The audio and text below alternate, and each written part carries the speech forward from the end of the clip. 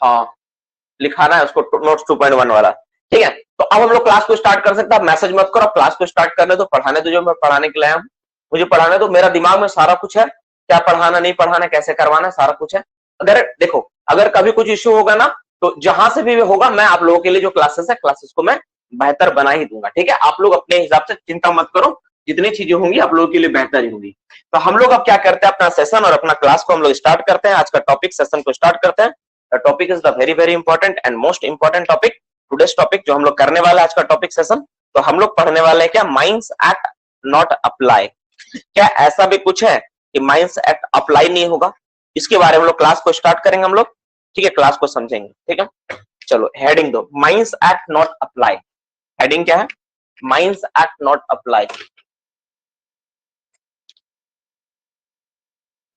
Mines act मतलब कौन सा माइंस एक्ट, हम 1952 का बात कर रहे हैं। नॉट अप्लाई, नॉट अप्लाई, ये चीज तो है क्या, पहले इसको समझते हैं। ठीक है, और इसका बुनियाद को समझेंगे तब इस चीज में ज्यादा मजा आएगा। सबसे पहले बाबू एक बात समझ लेना पड़ेगा कि तुम क्या चाहोगे, यस और नो में जवाब देना। तुम्हारा माइंस में माइंस एक्ट अप्लाई हो या ना हो। तुम मान लो तुम्हें खदा रेस्क्यू रूम 100 और मोर देन। बच्चा मैसेज क्या देख नहीं पाया। तुम क्या चाहोगे, तुम्हारा माइंस में माइंस एक्ट अप्लाई हो या ना हो, बोलो तुम क्या चाहते हो। एज ए मान लो तुम एक खदान का मालिक हो और तुमसे पूछा गया कि तुम क्या चाहते हो, तुम्हारा खदान में माइंस एक्ट अप्लाई हो या ना हो। बिल्कुल अप्लाई होना चाहिए, बोलो है कि नहीं। वेरी गुड, हो गया, वेरी गुड। अब एक बात बताते हैं, दो तरह का बाइक आजकल, इसका आंसर तुमको यहां से मिल जाएगा, तुम कितना सही हो गलत हो। अभी दो तरह का, एक मिनट कैमरा में साफ करना पड़ेगा। तुम लोग कोई बोलता नहीं है गधा लोग कि सर कैमरा थोड़ा साफ कर दीजिए। अब देखो पिक्चर क्वालिटी, बोलता कहीं नहीं था ना, सब चीज सेटअप करके रखे हैं, बोलोगे तब ना होगा। देखो यहाँ पे अब एक बात ये आता है बाबू, क्या कि जो मेरा माइंस एक्ट है, ठीक है, एक चीज इसका जवाब ना हम लोग को ऐसा मिल जाएगा। कैसे मिल जाएगा इसका जवाब, हम लोग इसका जवाब कुछ इस प्रकार ले लेंगे कि तुम सोचो कि दो तरह का बाइक है। ठीक है, दो तरह का बाइक तुमको मार्केट में मिला है। एक बाइक है तुम्हारा इलेक्ट्रिकल बाइक, जिसको ई बाइक बोल रहे हैं हम लोग, और एक पेट्रोलियम वाला है। तो इलेक्ट्रिकल बाइक में ना, उसमें तुम्हारा गवर्नमेंट का रूल रेगुलेशन लागू नहीं होता, मतलब तुम बिना लाइसेंस का, बिना हेलमेट का कहीं पर भी जा सकते हो। ठीक है, और पेट्रोल वाला बाइक में क्या है, उसमें सारा लाइसेंस, सारा इंश्योरेंस, पॉल्यूशन सब चाहिए। मतलब इसमें क्या हो रहा है, एक्ट लागू नहीं हो रहा है, और इसमें एक्ट क्या हो रहा है, लागू हो रहा है। इसमें नहीं हो रहा है, इसमें एक्ट क्या हो रहा है, लागू। तब नहीं पेट्रोलियम बाइक वाला में सब जगह लागू होता, पकड़ा जाते हो। तो अब बताओ, दोनों अगर सेम परफॉर्मेंस दे, सेम तरह का, तो तुम कौन सा लेना चाहोगे। पेट्रोलियम वाला लेना चाहोगे, नहीं वाला लेना चाहोगे, ई वाला लेना चाहोगे। कारण क्या है भाई, सिंपल बात है, इसमें ना तो पॉल्यूशन पेपर बनाना पड़ेगा, ना इसमें इंश्योरेंस करवाना पड़ेगा, ना इसमें हेलमेट का झमेला है, ना तुम शू पहनोगे नहीं, क्योंकि तुम्हारा जो मोटर व्हीकल एक्ट है ना, एमवीए मोटर व्हीकल एक्ट है, वो इसमें लागू हो ही नहीं रहा है। जो मोटर व्हीकल एक्ट है इसमें लागू हो ही नहीं रहा है। एक कॉल आ रहा है थोड़ा, हम प्रणाम, एक क्लास ले रहे थे। हाँ ठीक, क्लास लेके बात करता है। तो देखो बाबू, यहां पर क्या था, जो मोटर व्हीकल एक्ट में पॉल्यूशन, इंश्योरेंस, तुम्हारा क्या बोलते हैं, हेलमेट वगैरह जरूरत नहीं। क्यों, क्योंकि तो ई बाइक कर दे, इसमें तो जरूरत नहीं पड़ रहा, लेकिन पेट्रोलियम बाइक में एक्ट अप्लाई हो रहा है तो जरूरत पड़। मतलब जब कहीं एक्ट अप्लाई होता है तो ये किसको फायदा दिला रहा है, ये जो जो सेंट्रल गवर्नमेंट है उसको फायदा दिला रहा है। एक्ट कानून बनाया है किसके लिए, ये सरकार के लिए बनाया है, सरकार का इससे प्रॉफिट है, उसमें सारा नियम कानून लागू हो जाएगा। तो उसी तरह माइंस अगर जो ऑनर है ना, तो तुम क्या चाहोगे, मेरा बाइक में एक्ट, तुम खुश हो जाओ ना। तुम्हारा अगर गाड़ी में बोलेगा कि तुम्हारा बाइक में मोटर व्हीकल एक्ट लागू नहीं होता, तो तुमको कहीं पर कोई जरूरत ही नहीं है, किसी तरह को कोई टैक्स देने का जरूरत नहीं पड़ेगा, इंश्योरेंस का जरूरत नहीं पड़ेगा, क्योंकि एक्ट अप्लाई नहीं हो रहा वहां पे। बड़ा फायदा में तुम रहोगे। लेकिन जहां पर एक्ट अप्लाई हो जाएगा वहां पे तो बड़ा मुश्किल है। तो बाबू उसीलिए बोला क्या गया है, इसीलिए बोला गया है कि अगर कोई खदान का ऑनर है, सपोज मैं मालिक हूं खदान का, तो मैं चाहूंगा एज ऑनर कि मेरा माइंस में एक्ट लागू ना हो। यह सोच गलत है कि एक्ट लागू हो जाना बहुत अच्छा बात है। एज ए ऑनर नहीं चाहूंगा। क्यों नहीं चाहूंगा सर, क्या उसमें फायदा है, क्या नुकसान है। ऑनर के हिसाब से नहीं चाहूंगा। क्यों नहीं चाहूंगा, देखो रीजन नंबर एक, जैसे एक्ट लागू होगा तो माइंस एक्ट का हर एक सेक्शन लागू होगा, यानी जो तुम्हारा माइंस में चलेगा ना, एक पत्ता भी हिलेगा ना तो एक्ट के अकॉर्डिंग हिलेगा। अब एक्ट कहने का मतलब एक्ट नहीं होता है, कल मैंने आप लोगों को बताया कि एक्ट का मतलब होता है सब तरह का रेगुलेशन, सब तरह का रूल, केवल एक्ट का मतलब एक्ट नहीं है, एक्ट का सेक्शन 57 में सारा तरह का रेगुलेशन लागू होगा। एक्ट का सेक्शन 58 के तहत जितना तरह का रूल है सारा रूल लागू होगा आपका खदान। तो कौन चाहेगा, उससे क्या हो, खर्चा बढ़ जाएगा। मतलब तुम फास्ट एड बनाओ, कैंटीन बनाओ, रूम बनाओ, शेल्टर बनाओ, वॉशरूम का व्यवस्था, तो सब देना पड़ेगा। क्यों? क्योंकि एक्ट अप्लाई हो गया वहां पे। अब अगर एक्ट अप्लाई नहीं हुआ तो क्या फायदा भाई? तो एक्ट अप्लाई नहीं हो गया, तुमको बनाना नहीं पड़ेगा, हम आजाद हैं, हम किसी तरह का पेमेंट दे सकते हैं, कुछ भी चला सकते हैं। एक्ट अप्लाई होने का मतलब है कि सीक, सीएल, कैजुअल लीव, सारा लीव रूल वगैरह सब उसी हिसाब से चलाना होगा आपको। अगर एक्ट अप्लाई हो रहा है तो इस बात को समझो तुम पहले। अगर किसी माइंस में अगर एक्ट अप्लाई हो रहा है तो तुमको क्या करना पड़ेगा? क्या करना? उसी नियम से चलाना होगा, उसी नियम से चलाना होगा जो एक्ट में लिखा हुआ है। तो being the owner of the mines, मैं चाहूंगा कि मेरा माइंस में एक्ट अप्लाई ना हो। हम एज ऑनर क्या चाहेंगे? माइंस में एक्ट अप्लाई नहीं हो। एक्ट अप्लाई होने से डीजीएमएस की इंक्वायरी, हेडक्वार्टर की इंक्वायरी, जितना भी स्टैट्यूटरी पद है सब inquiry, workman inspector, field safety committee, mines act का जितना चीज सब लागू होगा, सब लागू होगा, सब सब सब सब चीज आ जाएगा। तो आज का टॉपिक और सेशन उसी के ऊपर है कि क्या क्या खदान है, किस किस तरह का काम होता है जहां पर एक्ट लागू नहीं होता है। एक्ट लागू ही नहीं होगा मतलब वहां पे तुम किसी तरह से काम करो, कोई मतलब नहीं है, कोई फर्क नहीं पड़ेगा वहां पे। माइंस एक्ट लागू हो गया तो बड़ा दिक्कत है, अगर लागू नहीं हुआ तो तुम जो चाहे वो कर सकते हो। तो क्या क्या चीजें जहां पर एक्ट लागू नहीं होता हम लोग उसके बारे में पढ़ेंगे, उसके बारे में जानेंगे। तो मोटा मोटी बात आपको समझ में आ गया कि एक्ट कब लागू नहीं, एक्ट लागू नहीं होना चाहिए और कब लागू होगा, इसके बारे में आज का क्लास है, उसी को हम लोग जानेंगे, उसी को हम लोग देखेंगे। तो सबसे पहले इस सेक्शन को स्टार्ट करने से पहले हम लोग देखो, अब एक बात और आता है, जैसे हम बोले एक्ट लागू नहीं होगा, लेकिन एक्ट का कुछ ऐसा, जैसे क्या बताए, एक्ट का कुछ ऐसा सेक्शन है जो हर हाल में लागू होगा। मतलब एक्ट भी लागू नहीं होगा, ठीक है, मतलब एक्ट लागू नहीं होता है तो एक्ट में क्या सारा सेक्शन लागू नहीं होगा? नहीं, एक्ट का, माइंस एक्ट का कुछ सेक्शन ऐसा है ना जो हर हाल में लागू होगा। तो तुम बोलोगे सर कौन सा लागू हो जाएगा? जैसे उदाहरण के लिए मैं देता हूं, ऐसे विमेन एम्प्लॉयमेंट, नाइट शिफ्ट में तुम काम करवा रहे हो महिला का, ठीक है, वो क्या बोलेगा? बोलेगा एक्ट लागू नहीं होगा। लेकिन अगर कोई नाइट शिफ्ट में अगर महिला काम कर रही है तो वो सेक्शन लागू होगा। Power of inspector to inspect the mines, बोलोगे एक्ट लागू नहीं होगा। लेकिन इंस्पेक्टर आके जांच करेगा आपका खदान का कि आप जो नियम जितना आपके लिए है वो नियम तुम मान रहे हो कि नहीं।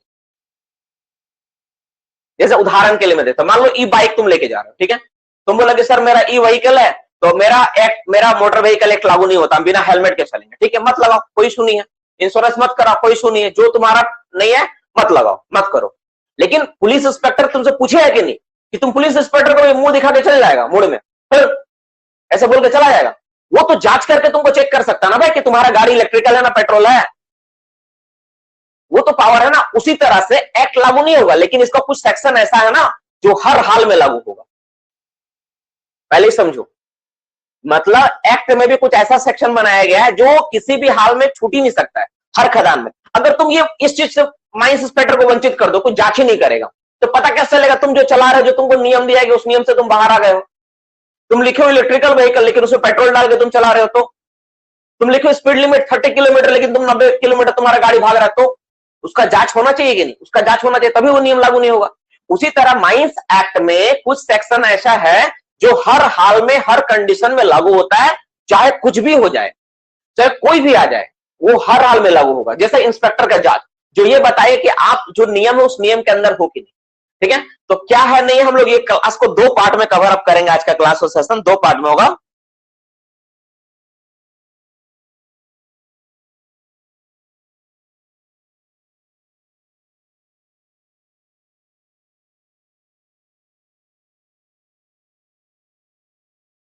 ठीक है, तो उस पार्ट से हम लोग कवर अप करेंगे। हम लोग स्टार्ट करते हैं, ठीक है। तो सबसे पहले हम लोग स्टार्ट क्या करते हैं आज का टॉपिक में कि एक्ट कहां कहां अप्लाई नहीं होता है, ठीक है। इस पार्ट को कैसे लिखना चाहिए ज्यादा अच्छा रहेगा, ठीक है।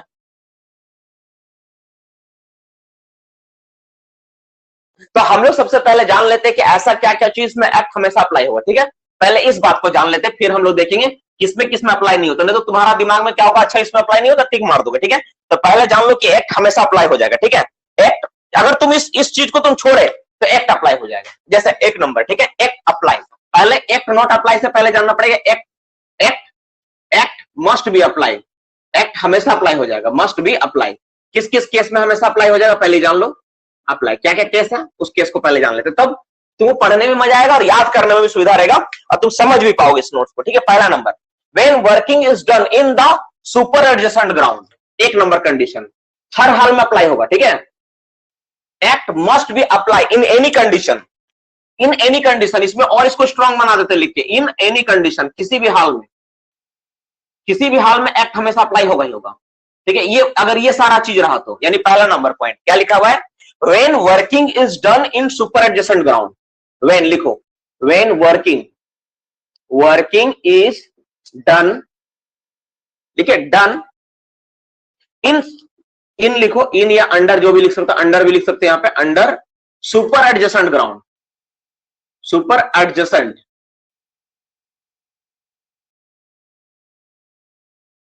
सुपर एडजेसेंट, सुपर एडजेसेंट, या फिर ब्रैकेट में लिख सकते हैं, या अंडर या बिलो, बिलो, बिलो अंडर।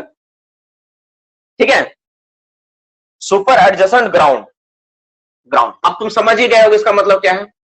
अगर कहीं पर तुम काम कर रहे हो, ठीक है, काम करते करते तुम सुपर एडजेसेंट ग्राउंड बना दिए, मतलब तुम काम करते करते ऐसा को कंडीशन बना दे जो तुम काम करते करते सीधा नीचे चले गए और ऊपर में तुम्हारा एक छत आ गया है। कोई भी कंडीशन में हो, अगर ऊपर तुम्हारा सुपर एडजेसेंट ग्राउंड बन गया है, तुम्हारा सर के ऊपर एक छत बन चुका है, तो उस केस में चाहे तुम एक्ट का तुम कोई भी, तुम्हारा अगर कोई भी आदमी आ जाए, कोई भी अंबानी अडानी जो भी आ जाए, उस हाल में अगर वैसे तुम कंडीशन बना दियो तो एक्ट अप्लाई होगा ही होगा। तुम कोई भी चीज बुक उठा के ले उस केस में अप्लाई हो जाएगा। एक्ट मस्ट बी अप्लाई, तो ये जो एक कंडीशन इसमें हर हाल में अप्लाई होगा अगर तुम सुपर एडजेसेंट ग्राउंड में तुम काम कर रहे हो तो। यानी इसका मतलब तुम बोल सकते हो, अगर इस तरह का तुम्हारा कोई बिलो ग्राउंड माइंस है, तो बिलो ग्राउंड माइंस है, तो उस माइंस में एक्ट हर हाल में हर कीमत में अप्लाई होगा। तुम कुछ करो या ना करो, तुम प्रोडक्शन करो मत करो, लेकिन एक्ट अप्लाई होगा। और तुम बिलो ग्राउंड माइंस तुम खोल दिया तो गलती, यानी पहला नंबर ये बात।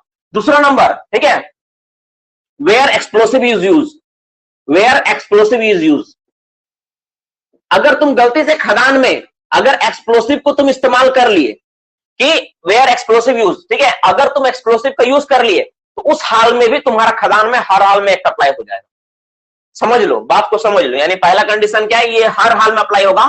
पहला नंबर, अगर अंडरग्राउंड माइंस है तो अप्लाई हो जाएगा, और एक्सप्लोसिव अगर यूज हो रहा तो अप्लाई हो जाएगा।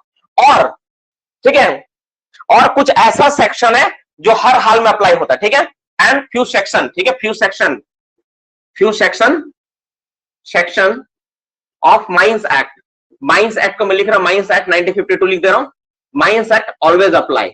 ये जो एक्ट है ना, हर, ये भी हमेशा अप्लाई होगा, always apply.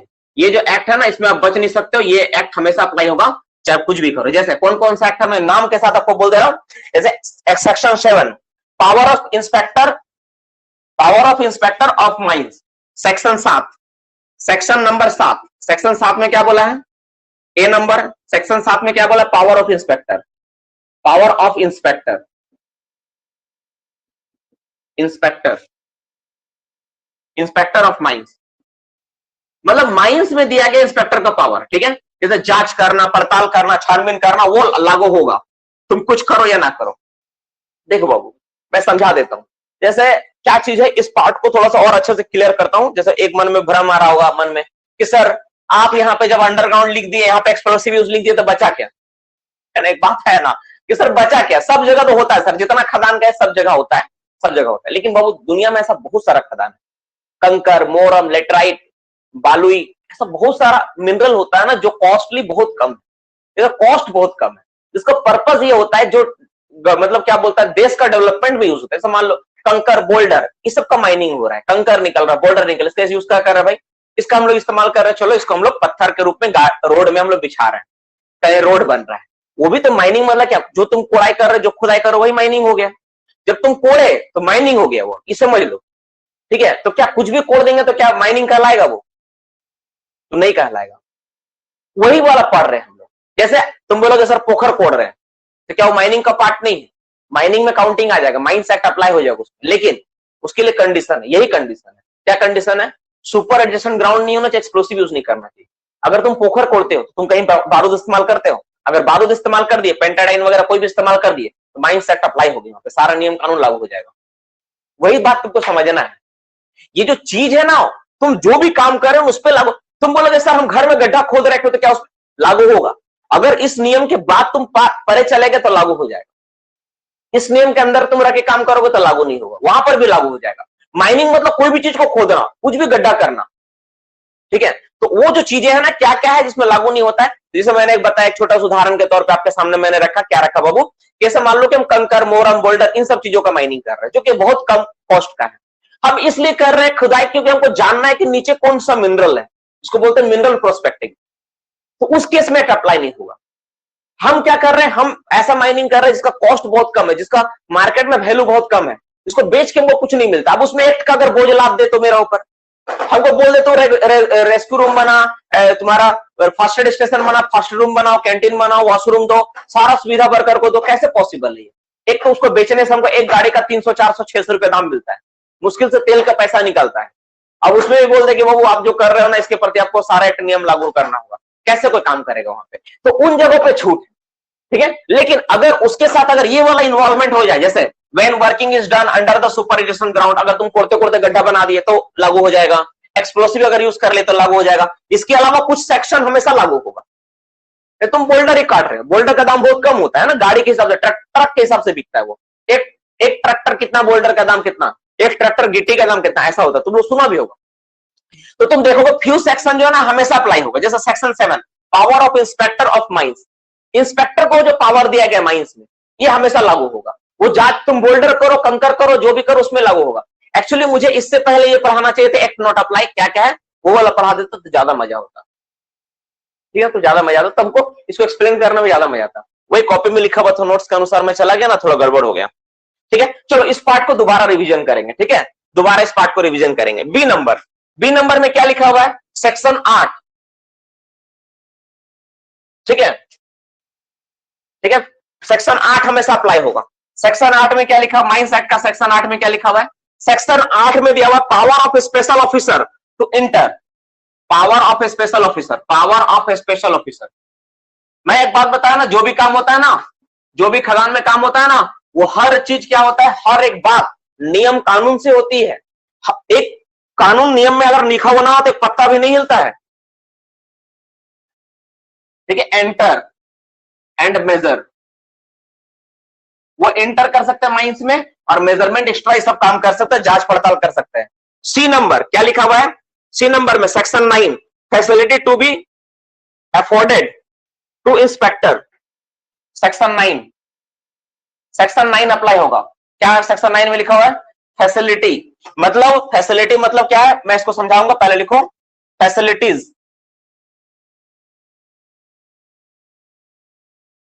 Facilities to be afforded, to be afforded. एक बात और, ठीक है, माइंस एक्ट 90% लोगों को लगता है कि बड़ा टफ है, लेकिन अगर तुम समझ लिए तो बहुत आसान है, याद रखना इस बात को, ठीक है।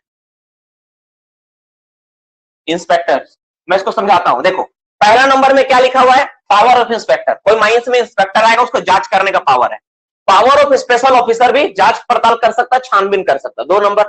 तीसरा नंबर में अब मान लो कोई आदमी आया, ठीक है, अब तुम खड़ा हो गए ऐसे करके, भाई मेरा जो खदान है ना मोहरम का, मैं माइनिंग करता हूं, इसमें एक्ट अप्लाई नहीं होता है। गधा ऐसा बोलेगा तो तुमको उठा के ले जाओ, क्यों? क्योंकि तुम्हारा उसमें लिखा हुआ रहता है कि ये एक्ट अप्लाई होगा, उसमें क्या लिखा, facility to be enforce to the inspector, मतलब जो ऑफिसर तुम्हारा माइंस में जांच पड़ताल करना है उसको फैसिलिटी आपको देना है, किस लिए, ताकि वो जांच कर पाए, वो इंस्पेक्टर वहां पे क्या कर पाए, afforded to the, afforded to the, ठीक है, इंस्पेक्टर, मतलब जो भी फैसिलिटीज आपको देना है, फैसिलिटी प्रोवाइड करो, आप उसको रोको नहीं, बल्कि उसको फैसिलिटी देना है, ये सेक्शन में लिखा गया, ठीक है। इसके अलावा सेक्शन 40, 45, 46 ये भी अप्लाई होगा। इसके अलावा D number section 40 number, section 40 में क्या दिया हुआ है, सेक्शन 40 में दिया हुआ है, ठीक है, employment of person below 18 year, employment आपको पता होना चाहिए, एम्प्लॉयमेंट ऑफ पर्सन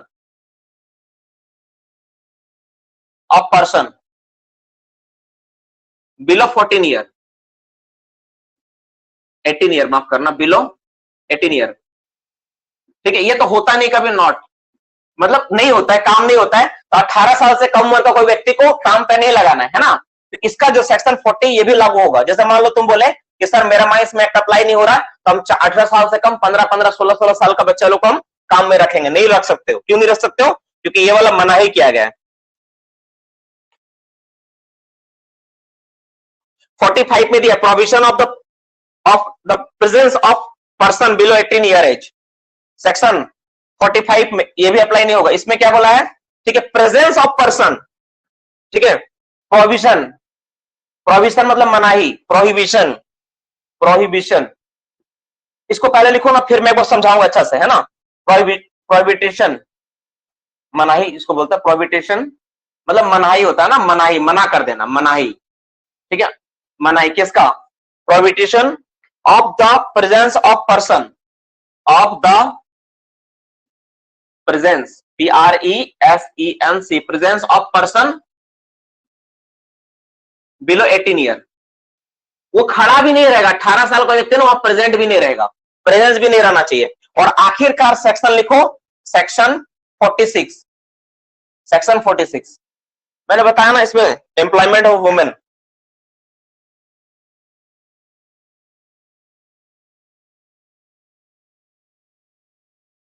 देखो इस बात को समझो, मैं समझाता हूं। पहले इस बात को समझते हैं, ठीक है। 6 बात लिखा गया। पहले कुछ बच्चा का मैसेज आया, 2-3 बच्चा का, पहले उसको देखना पड़ेगा।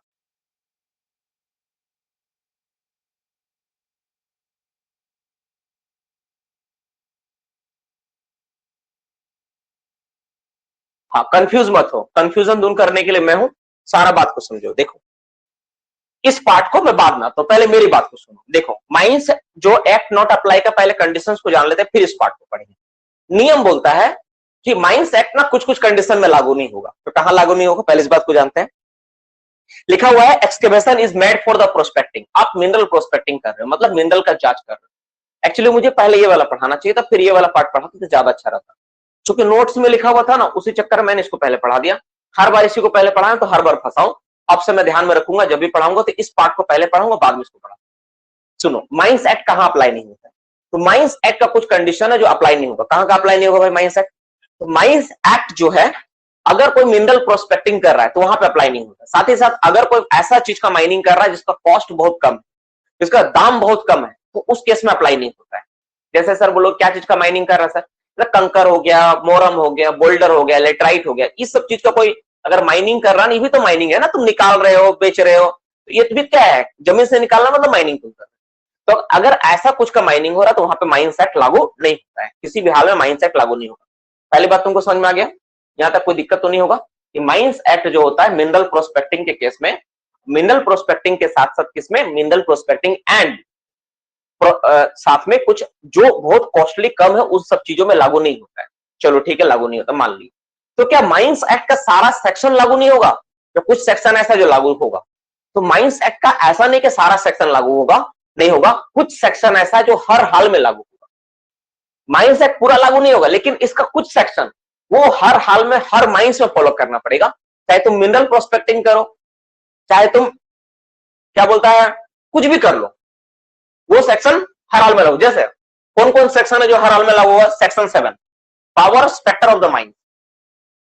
सेक्शन 7 जब माइंस एक्ट पढ़ोगे, इसमें इंस्पेक्टर को पावर दिया गया माइंस का जांच करने के लिए। किसी माइंस में जाके वो जांच कर सकता है, निरीक्षण कर सकता है कि कैसा काम हो रहा है, नहीं हो रहा है, तो वो पावर रहेगा, वो एक्ट लागू होगा। मतलब वो कोई भी तुम माइनिंग करो, कम दाम का करो, ज्यादा दाम का करो, वो एक्ट लागू होगा। दूसरा section 8 power of special officer enter to the mines and etcetera. मतलब इंस्पेक्टर को जो पावर है, स्पेशल ऑफिसर अगर कोई माइंस में जा सकता है, जांच कर सकता है, जो कोई टीम द्वारा बनाया गया वो भी जांच करेगा, जाके चेक कर सकता है अगर कोई घटना उठना घट गया। तो तुम ऐसा नहीं बोल सकते अरे मेरा तो कंकर का माइनिंग कर रहा है, इसमें तो लिखा हुआ एक्ट में है कि इसमें अप्लाई नहीं होता है, आप कैसे जांच करने आ गए? तुम नहीं बोल पाओगे। क्यों नहीं बोल पाओगे? क्योंकि उसमें लिख दिया है कि एक्ट अप्लाई नहीं होगा, लेकिन ये सारा चीज अप्लाई होगा, इसलिए लागू हो रहा है। ठीक है, तीसरा नंबर बात क्या है? Facilities to be afforded to inspector. अगर कोई माइंस में आपका आया है जांच करने के लिए, तो आपको फैसिलिटी प्रोवाइड करना पड़ेगा, बाध्य। आप नहीं बोल सकते हो कि नहीं आना होगा, बल्कि उल्टा आपको ये बोलना पड़ेगा सर आइए, आपको मैं फैसिलिटी देता हूं, मेरा गाड़ी सही है, मेरा घर में रहिए, मेरा माइंस का जांच करिए। ये खास बात है।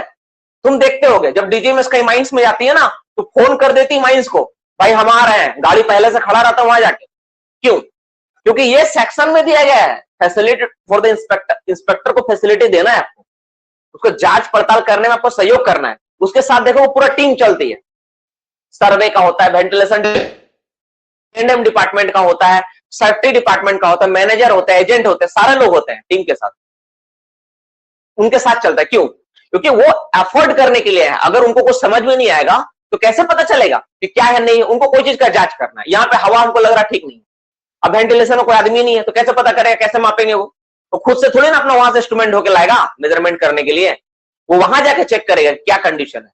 तो इसलिए वहां पे फैसिलिटी उनको प्रोवाइड करना, साथ में मदद करना है, सहयोग करना है, तो माप तोल कर सके। तीसरा नंबर सेक्शन 14 में employment of person below 18 year, 18 साल से कोई भी व्यक्ति कहीं पर खदान में काम नहीं करेगा।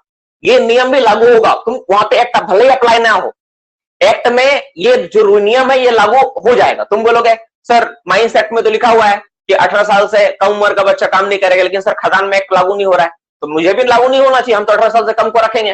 लेकिन बोले गधा, इसमें लेकिन आपका परमिशन में लिखा है कि एक्ट लागू नहीं होगा, लेकिन ये सारा सेक्शन लागू होगा, उसमें 40 भी है, 40 लागू होगा।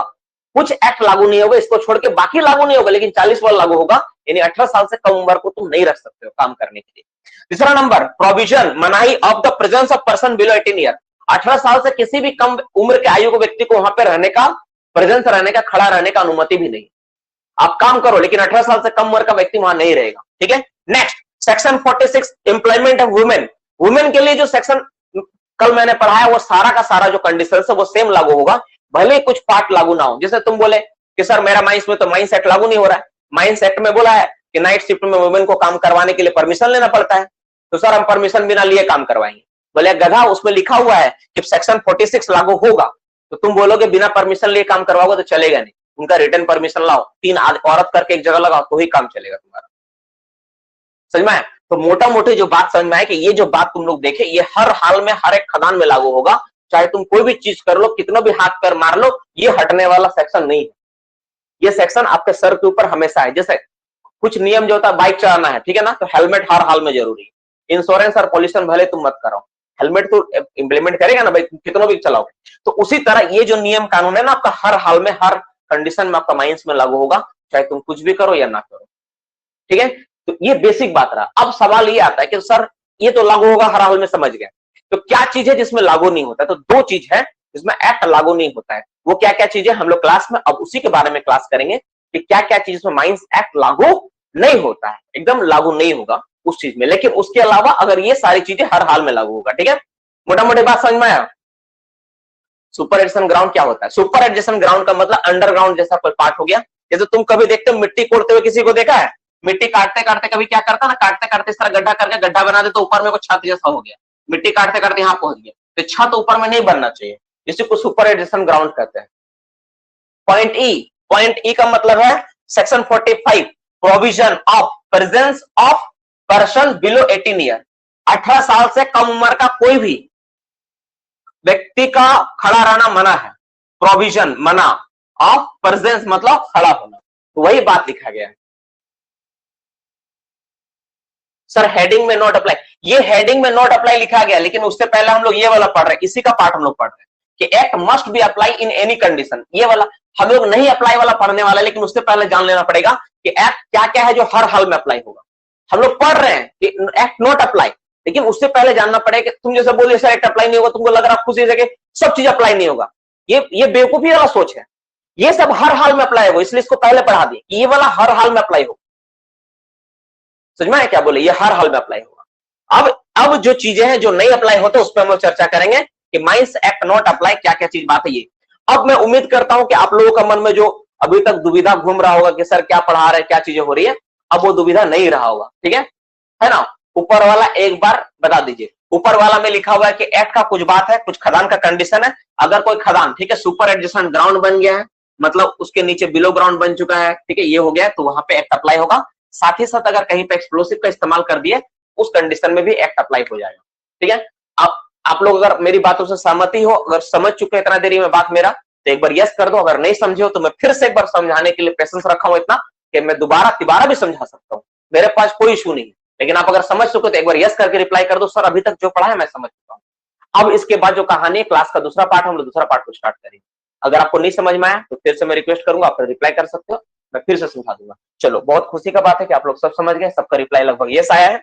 अब हम लोग जानते हैं कि एक्ट का कौन सा एक्ट है जो अप्लाई नहीं होता, एक्ट किस किस कंडीशन में अप्लाई नहीं होता है। देखो, तो एक्ट अंडरग्राउंड का ना, जैसे मैंने लिखा सुपर एडजेसेंट ग्राउंड, तो सुपर एडजेसेंट ग्राउंड में हमेशा अप्लाई होगा, मतलब अंडरग्राउंड में हर हाल में अप्लाई होगा। तुम अंडरग्राउंड के तुम लेटराइट करो, कंकर मोरम करो, जो करना करो, तो अंडरग्राउंड छोड़ दो तो बचा क्या? तो माइनिंग में दो चीज बचा, इसके अलावा तुम बोलोगे अंडरग्राउंड के अलावा तो सर एक ही चीज बचा, ओपन कास्ट सरफेस माइनिंग है ना बचा भाई, लेकिन इसके अलावा क्या है बाबू? दो चीज बचा। ठीक है, दो चीज बचा। इसके अलावा दो चीज क्या बचा भाई? इसके अलावा दो चीज क्या बचा? ठीक है, इसके अलावा पावर सेक्शन 8 में ना, उसमें जो कमेटी बोला है ना, कमेटी स्पेशल ऑफिसर का मतलब, सॉरी माफ करना, सेक्शन 8 में स्पेशल ऑफिसर के बारे में बोला है, वो अप्लाई होगा। ठीक है, अब देखो, अब इसके बाद दो चीज बचा, क्या बचा? बीच में सवाल पूछ देते ना, दिक्कत हो जाता है। इसके बाद दो चीजें बचा, क्या दो चीजें बचा? एक बचा आपका ओपन कास्ट, इसके अलावा बचा प्रोस्पेक्टिंग, मिनरल प्रोस्पेक्टिंग, मतलब मिनरल का जांच। क्या मिनरल का जांच करेंगे तो क्या एक्ट अप्लाई होगा? क्या मिनरल का जांच में एक्ट अप्लाई होना चाहिए? आपको क्या लगता है? अब तुम बोलोगे सर नहीं होना चाहिए, क्यों नहीं होना चाहिए सर? इसलिए नहीं होना चाहिए सर, मिनरल तो जांच कर रहे सर, वहां कौन सा मिनरल निकाल रहे, लेकिन मिनरल जांच करते करते तुम इतना बड़ा गड्ढा खोल दिया, उसमें आदमी गिर के मरने का चांसेस है, तो तब सोचो, समझ में है कि नहीं? तो वो चीज में भी क्या होगा, नहीं हम लोग इस पर बात करेंगे। ठीक है, चलो उस पर हम लोग चर्चा करते, उसको अप्लाई करते हैं। तो ठीक है, अब हेडिंग क्या है? एक्ट नॉट अप्लाई का केस में हम लोग देखते हैं। तो इसमें पहला कहानी ए नंबर, फिर से हेडिंग दे दो, act mines act 1952 not apply. ठीक है, ए नंबर, ठीक है, ए नंबर इसमें लिखो, लिखो हेडिंग क्या है? एक्सकवेशन, पहला नंबर ए नंबर में, excavation, excavation is being made, being made, किस लिए मेड कर रहे हो एक्सकवेशन? किस लिए कर रहे हो? फॉर प्रोस्पेक्टिंग पर्पस,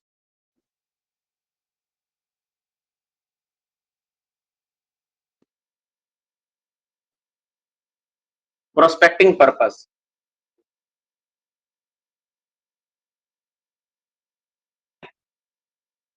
और प्रोस्पेक्टिंग पर्पस ओनली। देखो ध्यान सुनना, क्या लिखा हुआ है? अगर तुम कोई भी जगह से माइनिंग कर रहे हो और उसका पर्पस क्या है? एक्सकवेशन कर रहे हो, उसका पर्पस क्या है? प्रोस्पेक्टिंग। प्रोस्पेक्टिंग का मतलब, बोलोगे सर प्रोस्पेक्टिंग का मतलब क्या है? इसका मतलब होता है जांच, कि नीचे कितना, नीचे कोयला है नहीं है, कितना मिनरल है, क्या पत्थर है नहीं, इसका जांच करने के लिए तुम कर रहे हो। प्रोस्पेक्टिंग का मतलब केवल जांच होता है। जांच के उद्देश्य से अगर तुम माइनिंग कर रहे हो तो उस केस में, एक्सकवेशन कर रहे हो, खुदाई कर रहे हो, तो उस केस में माइंस एक्ट अप्लाई नहीं होगा। सिंपल बात, माइंस एक्ट अप्लाई कहां नहीं होगा? जांच के केस में। देखो ये वाला एक्चुअली इस सेशन का पहला पार्ट होना चाहिए कि एक्सकवेशन में अप्लाई नहीं होता है, इसके अलावा ये चीजों में अप्लाई होता है। तो किस क्या चीज में भाई? तो किस किस कंडीशन में, इसके लिए क्या क्या कंडीशन दिया हुआ है? इसके लिए भी कंडीशन है। ठीक है, एम्प्लॉय नॉट मोर देन 20 होना चाहिए। ठीक है, पहला नंबर। इसमें क्या नियम है भाई? तो लेकिन इसके लिए भी नियम है, क्या? जो आपका एम्प्लॉय होगा ना, एम्प्लॉय कितना होना चाहिए? Employ not more than 20, not more than 20, 20 से ज्यादा नहीं होगा। ठीक है, लिखें एनी डे, किसी एक दिन में 20 से अधिक आदमी नहीं होना चाहिए। अगर आप ऐसा करके चला रहे हो ना किसी एक दिन में, तो उस केस में एनी डे, किसी दिन में अगर 20 से अधिक आदमी नहीं, तो एक्ट अप्लाई नहीं होगा। तुमको जितना खुदाई करके जांच करना मिनरल का करते रहो, एक्ट का कोई भी नियम कानून आप पे लागू नहीं होगा। तुमको जो करना है करो। ठीक है, डेप्थ, ठीक है, डेप्थ, डेप्थ, डेप्थ कितना होना चाहिए? Up to 6 metre. अगर 6 मीटर के अंदर आप माइनिंग प्रोस्पेक्टिंग कर रहे हो, गहराई 6 मीटर तक रखे हो जांच करने के लिए, तो उस केस में भी आपका एक्ट अप्लाई नहीं होगा। ठीक है, और अगर, ठीक है, ब्रैकेट में लिख लो, इन केस ऑफ कोल, अगर कोयला के लिए तुम प्रोस्पेक्टिंग कर रहे हो, इन केस ऑफ कोल, कोल को जांच में तुम कर रहे हो, तो यही वाला जो फिगर है, in case of coal 15 metre maximum, यानी मैक्सिमम 15 मीटर तक आपका परमिशन है, यानी 15 मीटर तक तुम प्रोस्पेक्टिंग के लिए खुदाई कर सकते हो, उसमें आपका जांच के लिए किसी तरह का कोई तुम्हारा एक्ट लागू नहीं होगा। तीसरा नंबर क्या है? नो, ठीक है, ये वाला। और क्या होना चाहिए आपको? सुपर एडजेसेंट ग्राउंड नहीं होना चाहिए। ठीक है, no super adjacent ground, not under, under super adjacent ground. देखो अब तुमको और थोड़ा दिमाग में बैठ गया होगा बात। क्या बैठ गया होगा? तुम बोलोगे सर, जैसे अब तुम्हारा दिमाग में क्या और अच्छा से बैठ गया होगा? पहला बात तो ये बैठ गया होगा यहाँ पे कि एक्ट जो है अप्लाई नहीं होगा। ठीक है, क्या क्या कंडीशन होना चाहिए? अगर हम मान लो हम डिसाइड किए कि हम एक कंपनी छोटा सा खोले, मैं एक उदाहरण से लेता हूं तब समझ में आएगा। मान लो कंपनी खोले, कंपनी का नाम क्या है, मान लो नाम दिए ए बी टेक्निकल, ठीक है, ए बी टेक्निकल बोल के कंपनी खोले, ठीक है, अनूप बर्नवाल टेक्निकल बोल के कंपनी में खोल दिए, ठीक है, टेक्निकल खोल दिए, एक कंपनी खोल दी, उसका काम क्या है, वो केवल मिनरल का जांच करता है, क्या करता है, मिनरल का जांच, ठीक है। अब मेरा कंपनी में क्या होगा कि मेरा कंपनी में एक्ट लागू होगा, तो हम क्या क्या ध्यान में रखेंगे, हम ध्यान में रखेंगे कि कोई भी एक दिन तीनों शिफ्ट चारों शिफ्ट मिला के किसी भी हाल में 20 से आदमी काम ना हो, मतलब मेरे पास टोटल अटेंडेंस जो होगा वो 18 आदमी, 18 या 19 आदमी हो, 20 से अधिक आदमी ना हो, यानी मैक्सिमम 20 आदमी मेरे पास काम करे, ये पहला बात ध्यान में रखें हम लोग, ठीक है। दूसरा number, depth up to 6 metre, अगर हम जांच भी कर रहे हैं मिनरल का, कोई भी मिनरल का, जो मेरा गहराई होगा, हम 6 मीटर से ज्यादा गहरा नहीं करेंगे सरफेस से, ऐसा नहीं कि एक बेंच बना के दूसरा बेंच बना दिया, नहीं चलेगा, मैक्सिमम 6 मीटर तक हम लोग गहराई कर सकते हैं। और अगर कोयला का हमको जांच करने के लिए कोई कंपनी बोला है कि जाइए कोल का जांच करिए, तो मैक्सिमम कितना मीटर तक हम जांच करेंगे, 15 मीटर तक, हमको एक्ट का सामना नहीं करना पड़ेगा, एक्ट का कोई नियम ना नहीं हुआ। और साथ ही साथ इसके साथ हम ध्यान देंगे कि गड्ढा करते करते ऐसा ना हो कि हम कोई गड्ढा करते करते ऐसा चल जाए कि मेरा ऊपर में कोई छत बन जाए, ये नहीं होना चाहिए। गड्ढा भी करेंगे इस तरह से कि ऊपर में छत ना बने। अब इसके लिए तुम मशीन यूज करो, एक्सकैवेटर मशीन लगाओ, सॉवेल लगाओ, जो लगाना लगाओ, लेकिन उसमें एक्ट अप्लाई नहीं होगा, लेकिन ये कंडीशंस को तुमको मानना पड़ेगा, ये कंडीशन तुम मानोगे तुम्हारे ऊपर एक्ट लागू नहीं होगा। मतलब क्या होगा, इसलिए तुम देखते होगे अक्सर कोई आदमी क्या करता है, तुम्हारा क्या करता है, जब कोड़ाई वगैरह करते हैं उसमें एक्ट लागू नहीं होता, क्यों नहीं लागू होता, यही रीजन, क्योंकि उसका पर्पस ही नहीं है माइनिंग, वो क्या कर रहा है, एक्सकैवेशन कर रहा है फॉर डिफरेंट डिफरेंट बेस के लिए। तो ये सारा चीज हो गया आपका प्रोस्पेक्टिंग के लिए, अगर तुम कर रहे हो तो एक्ट लागू नहीं होता है, एक्सकैवेशन इज मेड फॉर, ठीक है, मेड फॉर द प्रोस्पेक्टिंग के लिए अगर तुम कर रहे हो तो एक्ट लागू नहीं होगा। और इसमें भी अब तुम बोलोगे सर इसमें एक्ट लागू नहीं होगा, फिर बोले तो क्या इसमें वो सेक्शन लागू नहीं होगा, ये सेक्शन लागू होगा। कौन सेक्शन, जो अभी पढ़े हम लोग, कौन कौन सेक्शन, सेक्शन 7, 8, 9, 40, 45, 46, सेक्शन 7, 8, 9, 40, 45, 46 जो सेक्शन है वो हर हाल में लागू होगा। माइंस एक्ट का जो 3-6 सेक्शन है ना, ये हर हाल में लागू होगा। इसके अलावा अगर गलती से तुम यहां पर बारूद का इस्तेमाल कर दिया तो यहां पे एक्ट लागू हो जाएगा। फिर मिनरल प्रोस्पेक्टिंग में एक्ट लागू नहीं होगा। तुम देख रहा भाई बहुत टाइम लग रहा गड्ढा खोल खोल के देखने में, एक काम करो बारूद सुड़ा दो, बारूद यूज कर दिया तो एक्ट लागू हो जाएगा, ये समझ लेना, समझ में आया कि नहीं। तो ये जो कंडीशन है, एक्ट नॉट अप्लाई, एक्ट इस केस में लागू नहीं होगा, लेकिन वो जो 6 सेक्शन है इसमें तुम्हारे इंस्पेक्टर का जांच का पावर, स्पेशल ऑफिसर का जांच का पावर, इस ऑफिसर को फैसिलिटीज देना, 18 साल का कम उम्र का व्यक्ति को अपॉइंटमेंट नहीं देंगे, 18 साल से कम उम्र के किसी व्यक्ति को वहां पर हम लोग प्रेजेंस में नहीं रखेंगे। साथ ही साथ इसके साथ क्या, वुमेन का एम्प्लॉयमेंट वाला ये जो सेक्शन है वो लागू होगा ही होगा, उसको तुम बात, उसके लिए तुम बाध्य मानने के लिए, लेकिन बाकी जो सेक्शन है वो लागू नहीं होगा। बाकी सेक्शन में बहुत कुछ आ जाता है, रूल का सारा रूल तुम पर लागू नहीं होगा। तुम किसी तरह का कोई रेस्क्यू रूम, रेस्क्यू स्टेशन बनाने का जरूरत नहीं है, कैंटीन बनाने का जरूरत नहीं, फर्स्ट एड स्टेशन का जरूरत नहीं, माइनर स्टेशन का जरूरत नहीं है, कुछ भी लागू नहीं होगा तुम्हारे ऊपर। बहुत सी से तुम बच गया। तुम सोचो ना तुम कितना चीज से बच गया, पूरा का पूरा रूल ही लागू नहीं होगा। बताओ रूल में कितना सारा चीज दिया हुआ था, ड्रिंकिंग वाटर, ये दो वो दो, कुछ लागू होगा नहीं, कुछ सबसे बच गए तुम, है कि नहीं। तो ये सारी चीजें आप पर उस कंडीशन में लागू नहीं होगा, तुम बच जाओगे पूरी की तरह पूरा। मतलब तुम्हारा देखोगे तो लगभग, मतलब जो खर्चा है ना माइनिंग का, लगभग तुम्हारा जो कॉस्ट है बहुत घट जाएगा, बहुत घट जाएगा, ठीक है। तो ये सारी चीजें हैं, ये सारे नियम है, ठीक है। तो मोटा मोटी तुमको यहाँ तक अभी तक समझ में आया तो ठीक है बाबू, और नहीं समझ में आया तो मैं फिर से एक बार कहानी को समझाऊंगा ताकि आपका दिमाग में क्लियर हो, क्योंकि अल्टीमेट समझाना ही मेरा मकसद है। मेरा घर तरफ क्या है, गिट्टी का माइंस है, बोल्डर वाला, वहां पे ब्लास्टिंग होता है, पर एक्ट लागू नहीं। देखो अब, हाँ ठीक, जो सर वेल और बोरिंग करते हैं वाटर के लिए वो 100 मीटर से भी अधिक ज्यादा होता है, तो वहां पर हम लोग एक्सकैवेशन नहीं कर रहे हैं ना, एक्सकैवेशन प्रोस्पेक्टिंग पर्पस के लिए तो नहीं कर रहे हैं ना। वहां पे प्रोस्पेक्टिंग पर्पस वहां कहां हो रहा है कि हम प्रोस्पेक्टिंग कर रहे हैं, जांच के लिए थोड़ी ना कर रहे हैं, हम लोग पानी के लिए कर रहे हैं। अच्छा एक बात, जैसे तुम बोले कि सर देखो वो तो खैर ऊपर का मैटर है कि काहे नहीं होता है, नहीं होता है, हम लोग को पता भी नहीं चलेगा कि बारूद इस्तेमाल होता है, चोरी छुपे लोग करते भी होंगे बारूद का इस्तेमाल, मे भी हो, ठीक है ना। तो इसका हमको एग्जैक्ट इस पे हम कमेंट करना मेरे लिए उचित नहीं है, क्योंकि मेरा प्रॉपर उस माइंस के बारे में अनुभव नहीं है कि तुम्हारा माइंस वहां पे जो घर है वहां पर बारूद इस्तेमाल होता है, एक्ट अप्लाई नहीं हो रहा, तो क्या रीजन है ना। तो बाद में पता चलेगा, कभी इंक्वायरी वगैरह होगा तो पता चल जाएगा, ठीक है। हो सकता है परमिशन मिला हो हम लोग को, तुमको पता ना हो। अब बात करते हैं हम लोग फॉर एक्सकैवेशन। ये हो गया, मान लो ये क्या हो गया मेरा प्रोस्पेक्टिंग वाला केस में हो गया, ये होता है। अब बी नंबर हम लोग देखते हैं, किस लिए बी देखते हैं हम लोग, फॉर किस लिए, फॉर एक्सकैवेशन के केस में। अब हम लोग मिनरल को लेके बेचे तो अगर माइंस में जो कोयला निकाल रहे हैं, जो भी मिनरल निकाल रहे हैं, अगर बेचने के लिए करी तो जांच वाला हो गया। ठीक है, अब क्या होगा, मिनरल एक्सकेवेशन फॉर बेचना है। अब हम लोग जो निकालेंगे मिनरल को उसको क्या करना, बेच देना।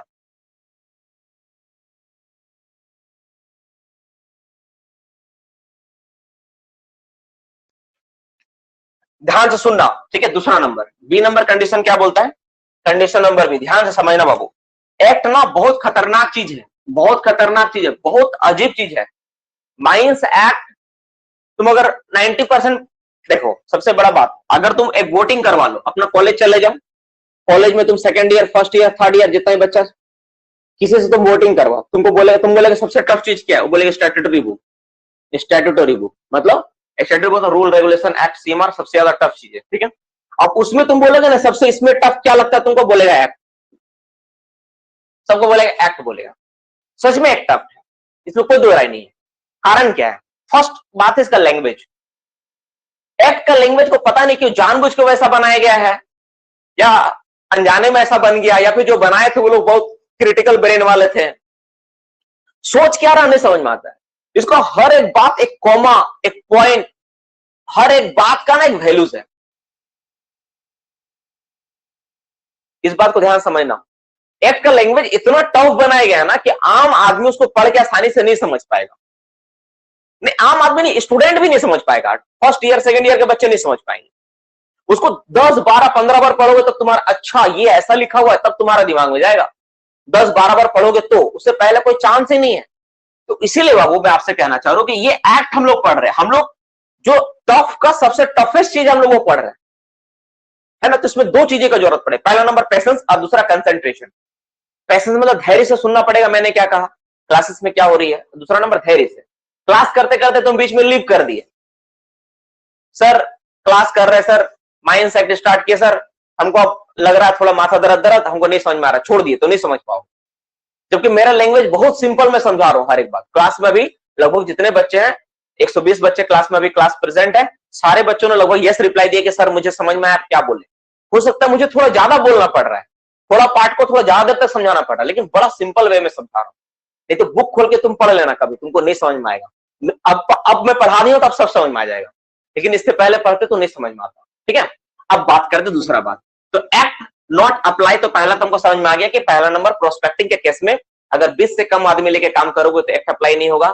अगर वहां पर 6 मीटर से कम गहराई के लिए तुम कर रहे हो, कोयला में मैक्सिमम 15 मीटर तक कर रहे हो, तो एक्ट अप्लाई नहीं होता है।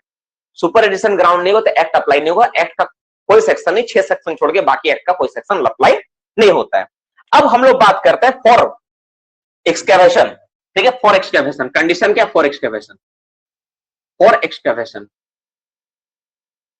एक्सकैवेशन का मतलब क्या था भाई, माइनिंग होती है, इसका मतलब माइनिंग पर्पस के लिए। हेलो माइनिंग कर रहे हैं, इससे पहले क्या था, इसके पहले प्रोस्पेक्टिंग था, जांच था। अब हम लोग सीधा एकदम खुल्ला खुल्ला, अब आ गए हम लोग मोड वाला पे, नहीं अब माइनिंग करेंगे। सर प्रोस्पेक्टिंग वाला दिए तो क्या होगा, उसमें तो जांच कर रहे हैं, माइनिंग में छूट देके दिखाइए। तो माइनिंग में क्या क्या चीज में छूट है, ठीक है ना।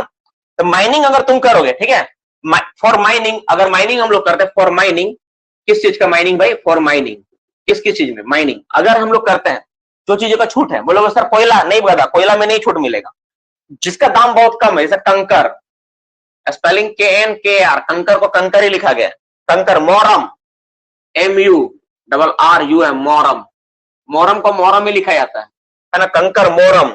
लेटराइट LATERIT,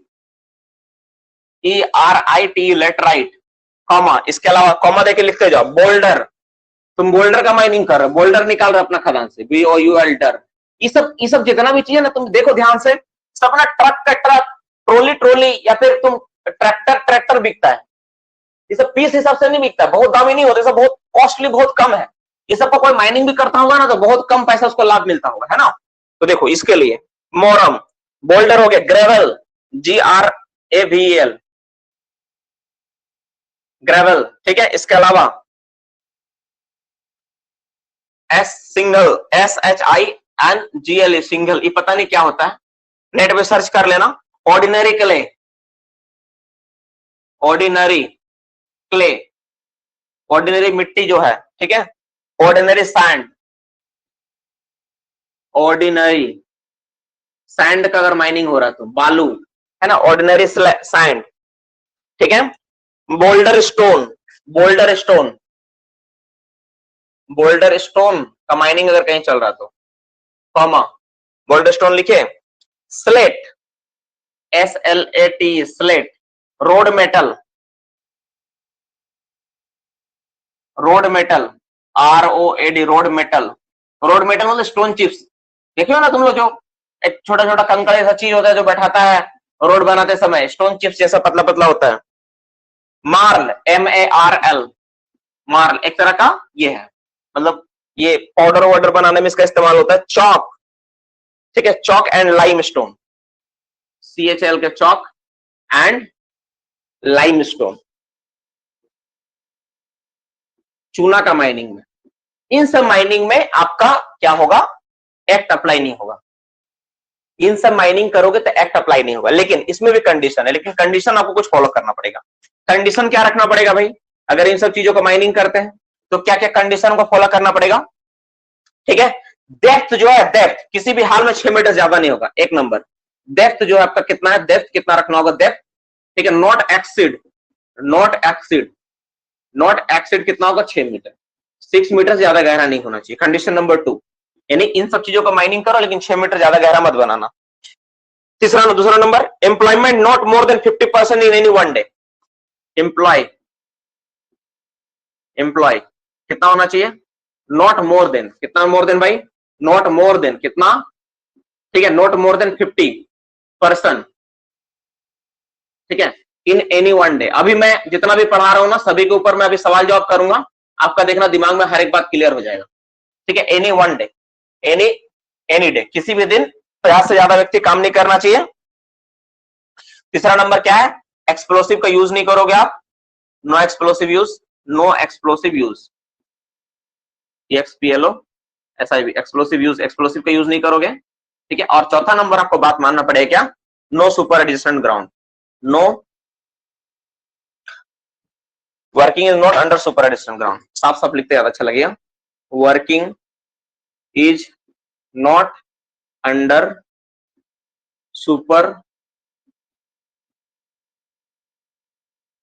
एडजेसेंट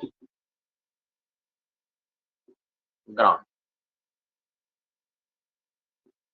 ठीक है, एक्ट अप्लाई नहीं होगा।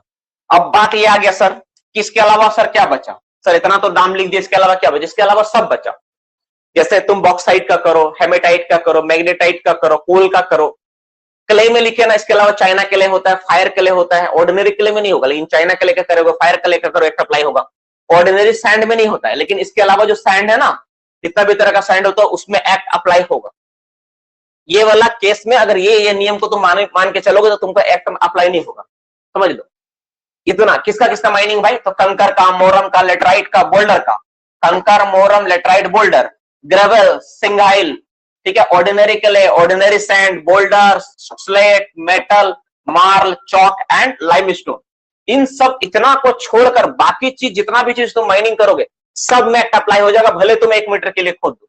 साथ ही साथ दूसरा नंबर, जब तुम इसका माइनिंग करो तो तुमको ध्यान में रखना पड़ेगा, डेप्थ 6 मीटर से ज्यादा नहीं होना चाहिए, एम्प्लॉय एक दिन में 50 से ज्यादा नहीं होना चाहिए, एक्सप्लोसिव इस्तेमाल नहीं करोगे, और सुपर एडिशन ग्राउंड के अंदर तुम काम नहीं करोगे, तो उस सब छूट है, ये एक्ट अप्लाई नहीं होगा। लेकिन इसके अलावा भी जो सेक्शन, इसके अलावा जो सेक्शन हमेशा अप्लाई होगा, कौन कौन सा सेक्शन अप्लाई होगा, section 7, section 8, section 9, section 40, section 45 और सेक्शन 46, ठीक है, ये हर हाल में अप्लाई होगा, ये अप्लाई होगा ही होगा, इसको तुम नहीं रोक पाओगे, ये हर हाल में सेक्शन अप्लाई होगा, चाहे तुम कुछ चीज का माइनिंग करो मत करो, कोई मतलब नहीं उसको, ये सेक्शन तो अप्लाई होगा ही बाबू। लेकिन ये चीज में छूट है, मतलब क्या हो गया, तुम अगर बालू का खदान खोल लो, 6 मीटर तक डेप्थ तक काम करो, तुम्हारे ऊपर कोई चार्जेस नहीं लगे, कुछ नहीं होगा। लेकिन अगर डेप्थ बढ़ा दिए तो एक्ट अप्लाई हो जाएगा। अब सारा बात को मैं एक बार सार तरह के समझाऊंगा ताकि हर एक बात आपका दिमाग में घुस जाए। मोल्डिंग सैंड होता है,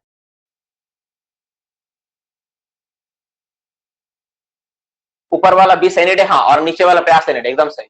ऊपर वाला प्रोस्पेक्टिंग था, उसमें जांच हो रहा था, यहाँ पे माइनिंग कर रहे, तो माइनिंग में ज्यादा आदमी को जरूरत पड़ेगा। ऊपर में केवल जांच करना है कि मिनरल है कि नहीं, उसके लिए, इसलिए उसमें 20 आदमी में काम हो जाएगा। इसमें 50 आदमी तक छूट दिया क्योंकि तुम खदान में खोद रहे हो ना, तो मिनरल निकालोगे, ज्यादा जगह एरिया है तो ज्यादा आदमी काम कर सकते हो वहां पे, स्वाभाविक बात है, इसलिए यहाँ पे 50 आदमी का है। कोई कंफ्यूजन वाली बात नहीं, बहुत सिंपल है ना। क्लास में मोटा मोटी स्टार्टिंग में जब ज्वाइन किया था 120 बच्चा के आसपास था, अब 116 बच्चा है। 4 बच्चा लीव किया, 5वां बच्चा लीव कर दिया। चलो क्लास को देखो कंटिन्यू, फिर से एक बच्चा आ गया, ध्यान से देखो। तब तुम्हारा बात एक्ट का जो बेसिक पार्ट है ना दिमाग में घुस जाएगा आसानी से, एकदम याद भी हो जाएगा, घुसेगा ही नहीं, याद भी हो जाएगा। मेरा क्लास में एक खास बात रहता है कि मैं कोशिश करता हूं जितना बच्चा प्रेजेंट है वो क्लास में समझे ही नहीं बल्कि उसको याद भी कर ले, ठीक है नहीं। केवल ऐसा ना हो कि समझ के छोड़ दिया, खत्म हो गया। टीचर का रिस्पॉन्सिबिलिटी ये नहीं है ना कि पढ़ा के छोड़ दे। अरे ये कोई गाय बकरी थोड़ी ना यार कि खाना दे दो, रस्सी से खूंटा में बांध दो, ठोक दो और चलाओ, चरते रहेगा, ये नहीं है। उसको क्या क्वालिटी मिल रहा है, टीचर की भी जिम्मेवारी है कि जो स्टूडेंट्स है उसको एकदम अल्टीमेट मंजिल तक पहुंचाना है ना, उसका मंजिल। अब कोई बच्चा खुद से ही नहीं चाहता जाना, सर मेरा बाप के पास बहुत पैसा है इसलिए सर हम आपको दे दिए 3000, लीजिए रख लीजिए। अब वैसा बच्चा भी है, क्या करोगे बोलो। है मैं देखा हूं मेरे क्लास में भी ऐसे बच्चे, मैं उसको कुछ को भगा दिया हूं। वो ना टाइम पे फी दे देते थे, मतलब हर महीना, लेकिन क्लास में क्लास नहीं है। 2 बार मैंने उनको मैसेज करके बोला कि भाई तुम्हारा जो है इतना तारीख का क्लास में जो नोट्स था हमको भेज दो, तो 2 दिन के बाद भेजाओ। मैं समझ गया कि जरूर लिखा होगा। फिर मैं एक दिन मांग दिया कि भाई इतना तारीख का नोट्स दे दे मुझे, फिर वो नहीं भेज पाया। मैं बोला कि तुम क्लास करता है, बोला हाँ सर करते हैं। 2-4 सवाल पूछा, नहीं बोल पाया। मैं बोला क्या क्लास कर रहा है, बोला सर हम उड़ीसा से पढ़ के आए, ज्यादा समझ में नहीं आता। बोला पूछता का ही नहीं है, बोला सर टाइम नहीं मिल पाता है। हम बोला तो क्या चाहता तू, इसी तरह बर्बाद करेगा टाइम को। तो एक बार मौका दिए लेकिन फिर सुधरा नहीं तो उसको क्लास से निकाल दिया। तो वैसा कोई बच्चा, तो ये कहानी तुम लोग के लिए भी इंप्लीमेंट हो सकता है, इसलिए बच के रहना, है ना। मेरा नियम सबको जानता है कि हम लोग हर साल महीना क्लास से बच्चों को निकाल देते हैं। लास्ट टाइम जो नए बच्चे उन लोगों के लिए नोटिस है। अभी हम लोग जस्ट आप लोग का एडमिशन इसीलिए हो पाया दिवाली ऑफर में और दुर्गा पूजा ऑफर में, क्योंकि हम लोग अपना क्लास से लगभग 100+ बच्चों को निकाल चुके हैं। खाली हुआ है सीट, इसलिए उसको आपको लाया गया है यहाँ पे। तो आपसे भी यही रिक्वेस्ट करूंगा, क्लास जब कर रहे हो तो अच्छा से पढ़ना। भले तुम लाइव क्लास नहीं कर पा रहे तो रिकॉर्डिंग से कम करना। किसी दिन आपसे कुछ भी सवाल आया जा सकता है, आपको मैसेज पता चले, एक मैसेज भेज दिया गया यहाँ से। चलो तो यहां पे देखते हैं हम लोग, अब हम लोग पार्ट को समझते हैं, ठीक है बाबू।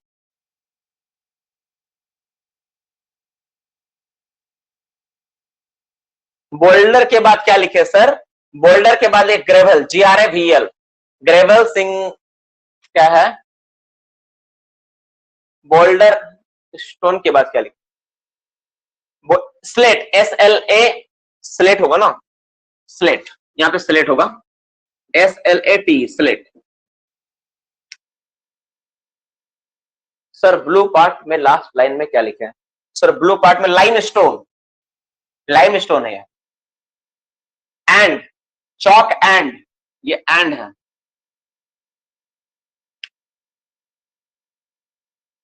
तो सर आपका रूल हम लोग मानते हैं, मानना ही पड़ेगा। सर ब्लू पार्ट में ऐप में बफरिंग अच्छे से लिख,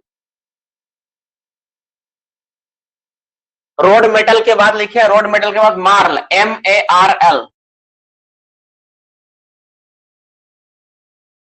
वगैरह बनाने में इस्तेमाल होता है। मार्ल का स्मूथ चिकना टाइप का होता है मार्ल। 4 नंबर सर, 4 नंबर में क्या है, 1 2 3 4, बोल्डर, BOULDER।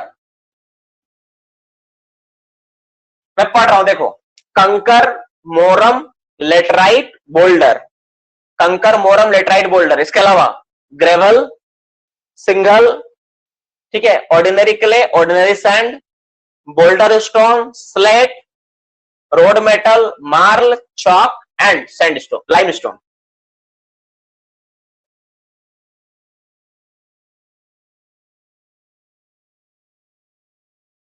हाँ डिजिटल बोर्ड में बहुत अच्छे से पढ़ा। हाँ ठीक है जरूर सिकंदर, मैं ध्यान रखूंगा। चलो अब एक बात करते हैं हम लोग, ये मोटा मोटी आपका हो गया ये पार्ट। शायद हो सकता है स्क्रीन और लाइट की वजह से कुछ हो रहा, मैं थोड़ा स्क्रीन को साफ कर देता हूँ, रुक जाए 1 मिनट। डस्ट वगैरह रहता है ना यार, घुस चला जाता है ना, बहुत कुछ साफ साफ नहीं दिखता होगा आपको। हाँ देखो डस्ट के कारण थोड़ा दिक्कत हो रहा था, अब ठीक हो गया वो। देखो ये जो तुम देखे ना इसमें एक्ट अप्लाई नहीं होगा। अब हम लोग इस कहानी को एक बार रिवाइज करते हैं, क्लास को रिपीट करते हैं, ठीक है। आज का जो सेशन और पार्ट था इसको हम लोग रिपीट करते हैं, देखते हैं ठीक है क्या आप लोग कितना सीख पाए नहीं सीख पाए। कुछ जवाब सवाल जवाब सबको समझ में आ जाए कि आप कितना सीख पाए नहीं सीख पाए, ठीक है बाबू। ऐसा बोला गया चैप्टर है जिसमें बोला गया कि माइंस एक्ट अप्लाई नहीं होगा। क्या माइंस एक्ट का सारा सेक्शन अप्लाई नहीं होता, ऐसा है? क्या माइंस एक्ट का कुछ सेक्शन हमेशा अप्लाई होता है? नहीं, ऐसा है ही नहीं। माइंस एक्ट अप्लाई नहीं होगा, उसका सेक्शन जो है सारा सेक्शन अप्लाई नहीं होगा, ऐसा बात गलत है। माइंस एक्ट का कुछ सेक्शन अप्लाई हमेशा होगा। इसमें कौन कौन सा सेक्शन है भाई? सेक्शन 7 है, 8 है, 9 है। सेक्शन 7, 8, 9 और क्या है? 6 नहीं है, 4। सेक्शन 7, 8, 9 उसका क्या है? 40, 45 और क्या है? 40, 45 एंड 46 है। ये जो सेक्शन है ये हर हाल में माइंस में अप्लाई होगा, ठीक है। एक है सुपर एडजेसेंट ग्राउंड, और अगर इसके अलावा एक और कंडीशन है जो हम लोग अगर इस्तेमाल कर दिए माइंस में तो एक्ट अप्लाई हो जाएगा। सुपर एडजेसेंट ग्राउंड के अलावा एक और चीज है जो एक्ट अप्लाई हो जाएगा। क्या यूज करेंगे हम लोग? अगर एक्सप्लोसिव यूज कर लिए तो हम लोग का एक्ट अप्लाई हो जाएगा। क्या अगर हम लोग माइनिंग करने जा रहे हैं, ठीक है, अब ये बात क्लियर होगी, एक्ट अप्लाई हो जाएगी सारा चीज। चलो ठीक, समझ में। अब बात करते हैं, अगर हम लोग मान लो प्रोस्पेक्टिंग कर रहे हैं, उसमें बोला एक्ट अप्लाई नहीं होगा, तो प्रोस्पेक्टिंग जो करेंगे, मिनरल का प्रोस्पेक्टिंग करेंगे, कितना मीटर तक नॉर्मल केस में छूट है? कितना मीटर तक अप्लाई नहीं होगा? अब तो 6 मीटर डेप्थ तक अप्लाई नहीं होगा। और अगर कोयला का अगर प्रोस्पेक्टिंग कर रहे, कोल का जांच कर रहे, तो कितना मीटर का छूट है? मैक्सिमम 15 मीटर का छूट है, तो एक्ट अप्लाई नहीं होगा। उससे ज्यादा करोगे तो एक्ट अप्लाई हो जाएगा। साथ ही साथ एक दिन में कितना आदमी काम करना चाहिए मेरा? किसी भी दिन एक दिन में मैक्सिमम कितना आदमी काम करे? 20 आदमी, तो एक्ट अप्लाई नहीं होगा। उससे अगर ज्यादा आदमी काम कर गया तो एक्ट अप्लाई मेरा हो जाएगा। दूसरा बात समझ में आ गया। तीसरा बात, उसी में सुपर एडिशन ग्राउंड और एक्सप्लोसिव यूज कर ले तो हो जाएगा। इसके अलावा कुछ चीजें का माइनिंग जैसा होता है मेरा, जैसे कंकर हो गया, मोरम हो गया, लेटराइट हो गया, बोल्डर हो गया, ordinary clay, ordinary sand, limestone, इन सब चीजों जो यहाँ पे लिखा गया है नाम इतना सारा, रोड मेटल, मार्ल, चौक, इन सब चीजों का भी माइनिंग में एक्ट अप्लाई नहीं होता है। इसमें भी एक्ट अप्लाई नहीं होगा। लेकिन कितना मीटर डेप्थ तक एक्ट अप्लाई नहीं होगा? कितना मीटर डेप्थ तक? मैक्सिमम 6 मीटर डेप्थ तक एक्ट अप्लाई नहीं होगा। यानी अधिकतम तुम 6 मीटर गहराई तक इस सब चीज को खोद के निकाल सकते हो। 6 मीटर से गहरा करोगे तो एक्ट अप्लाई हो जाएगा। साथ ही साथ जब इसका तुम माइनिंग कर रहे हो तो मैक्सिमम एक दिन में कितना एम्प्लॉय रखोगे? मैक्सिमम कितना एम्प्लॉय? 50 एम्प्लॉय रखोगे। अब एक सवाल है, सर वहां पे 20 और यहाँ पर 50, इतना भेदभाव? क्योंकि बाबू वहां पे जांच हो रहा, वहां पे क्या करना, मिनरल का जांच चल रहा है, और यहाँ पे माइनिंग कर रहे हो, तो माइनिंग में ज्यादा आदमी चाहिए, जांच में काहे का 20 आदमी काफी है जांच के लिए, इसीलिए अंतर है। समझ में? इसीलिए सब 50, क्योंकि माइनिंग में ज्यादा आदमी चाहिए, इसीलिए 50 आदमी तक का छूट दिया गया है। और साथ ही साथ एक्सप्लोजिव यूज नहीं होना चाहिए, सुपर एडिशन ग्राउंड नहीं होना चाहिए। पूरा क्लास बस इतना सा ही सार है जो अभी लास्ट में मैं बताया। पूरा क्लास का सार इतना ही है, जितना भी मैंने आज क्लास 1 घंटा 1.5 घंटा सब क्लास की आज, है ना, उस क्लास का सार जो लास्ट में 2 मिनट आपसे बात की अभी, यही सार है कि ये कंडीशन में एक्ट अप्लाई नहीं होगा। इसके अलावा अगर तुम किसी चीज का माइनिंग कर लो, जैसे बोलोगे सर इसके अलावा क्या बचता, क्या है? इसके अलावा बहुत कुछ बचता है, कोयला बचता है, मेटल बचता है, मेटल का जितना माइनिंग है सारा का सारा माइनिंग में एक्ट अप्लाई हो जाएगा। इसके अलावा तुम और कोई भी चीज का तुम माइनिंग करोगे तो वहां पे एक्ट अप्लाई हो जाएगा।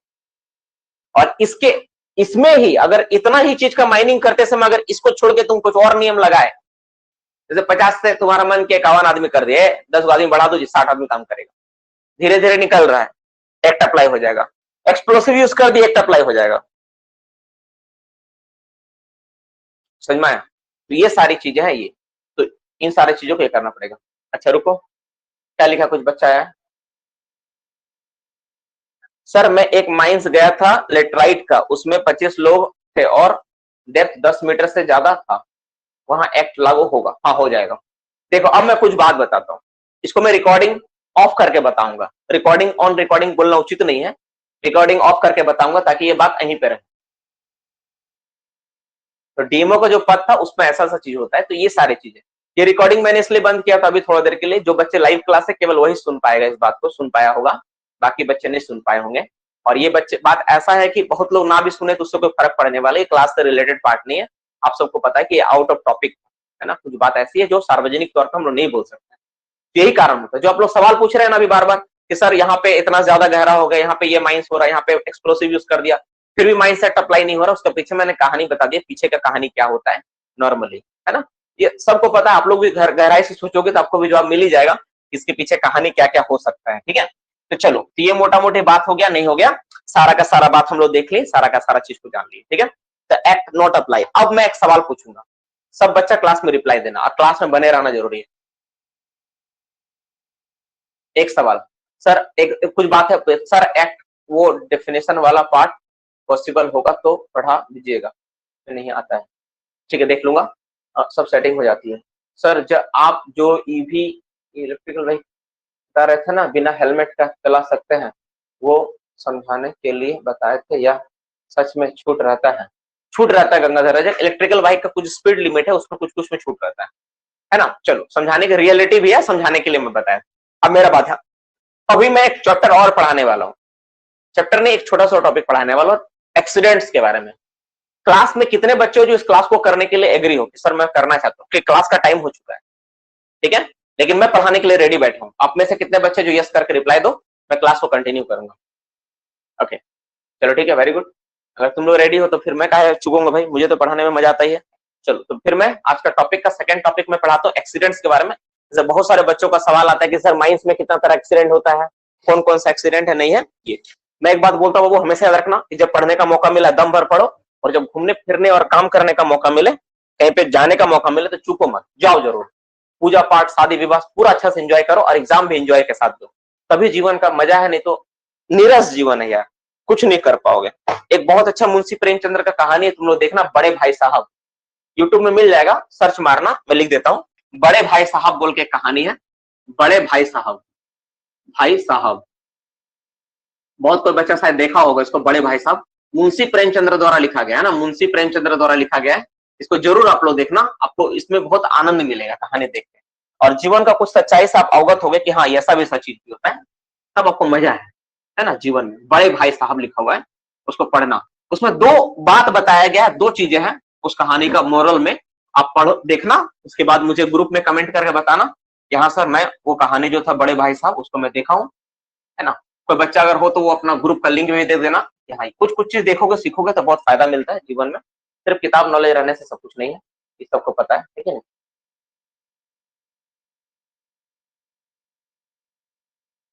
ऐसा नहीं है, देखो सेटल और एंजॉय नहीं करेंगे ये जो सोच है ना, मतलब मैं नहीं मानता कि उचित है, मतलब मेरा अपना पर्सनल सोच है।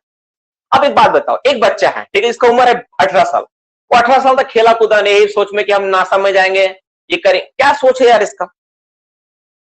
नासा में ज्यादा जाना इंपॉर्टेंट है या जॉब लगना इंपॉर्टेंट है, या ये अच्छा है कि जितना जीवन मिला उसको अच्छा से जिए, बताओ तो क्या अच्छा है, बताओ। अच्छा जिए मतलब ऐसा नहीं कि आप हुड़दंग मचा के जी रहे हैं, वो जीना जीना नहीं है। मैं उस जीने के बारे में बात जिसका वैल्यू के साथ जीना हो, है कि नहीं, एक वैल्यूज लाइफ, जैसे फैमिली के साथ थोड़ा टाइम बिताया, थोड़ा कुछ काम किए, सोसाइटी के लिए कुछ कर पाए, ये सारी चीजों का मैं बात कर रहा हूँ ना बाबू। चलो अब हम लोग बात कर एक्सीडेंट के ऊपर। एक्सीडेंट, तुम लोग अक्सर मुझसे पूछता है कि सर माइंस एक्सीडेंट में ये लिखा रहता है सर, उसका मतलब क्या, ठीक है, तो हम मेनली माइंस एक्सीडेंट के बारे में बात करेंगे, माइंस एक्सीडेंट।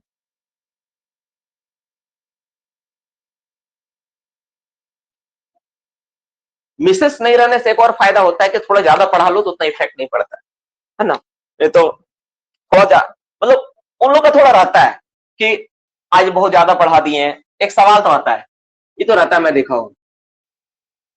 3 कॉलम बनाओगे इसका, ठीक है, एक्सीडेंट, ठीक है, एक्सीडेंट का इफेक्ट, इफेक्ट या फिर डेफिनेशन भी इसको बोल सकता हूं। डेफिनेशन में क्या है इसका, किस हिसाब से उसको डिफाइन करेंगे, कंडीशन और इफेक्ट। डेफिनेशन कंडीशन, किस कंडीशन में उसको ये बोलेंगे, ठीक है।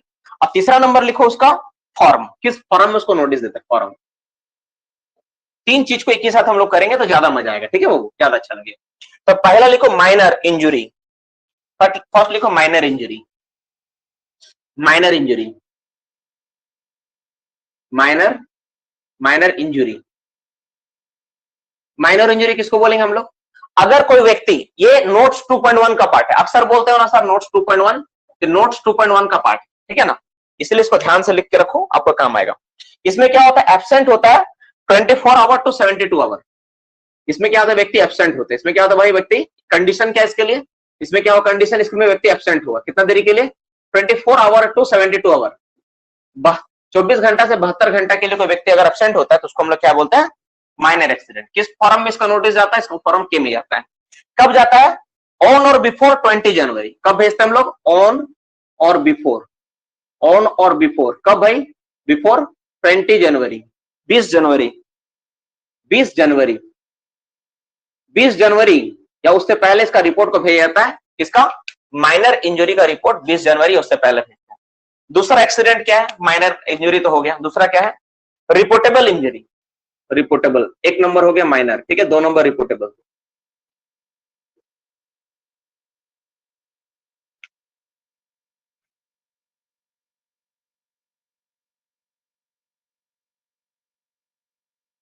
दूसरा क्या है भाई, रिपोर्टेबल है।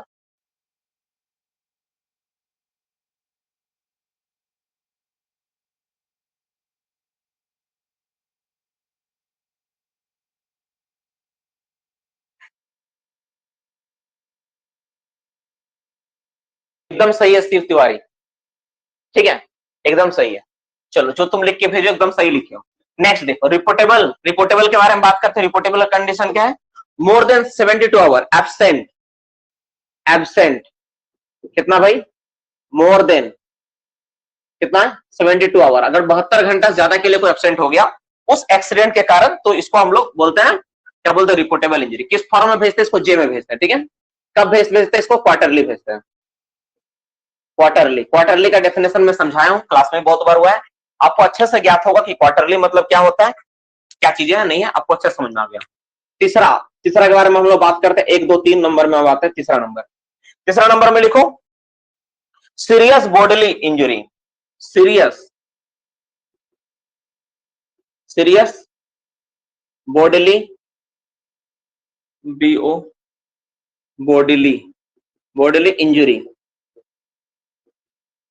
ठीक है। अगर कोई व्यक्ति सीरियस, सीरियस बॉडीली इंजरी किसको बोलेंगे, तो इसमें क्या होगा, लॉस ऑफ बॉडी पार्ट, अगर किसी व्यक्ति का कोई बॉडी पार्ट लॉस हो जाता है, loss of body part, body part, ठीक है। या फिर सुनने का क्षमता चला गया, हेयरिंग लॉस, सुनने का क्षमता भी चला गया, तो भी एक तरह का लॉस ही है ना।